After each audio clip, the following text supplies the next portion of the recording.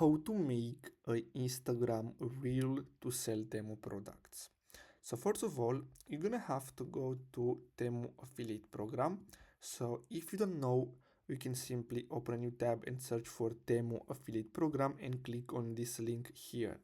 Then you're gonna get redirected here and you can click on share to earn and you need this link here.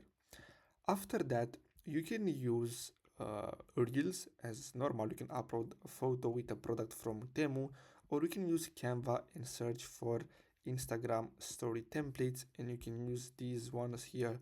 And instead of having these pictures or photos, you can add your products, and basically, then after that, you're gonna be able to add a link sticker to it when you click on create and then choose reel. Now keep in mind that you can do this only from your phone. As you can see, I'm using the computer version of Instagram and I can't do that. So basically that's it for today's video. Thanks for watching.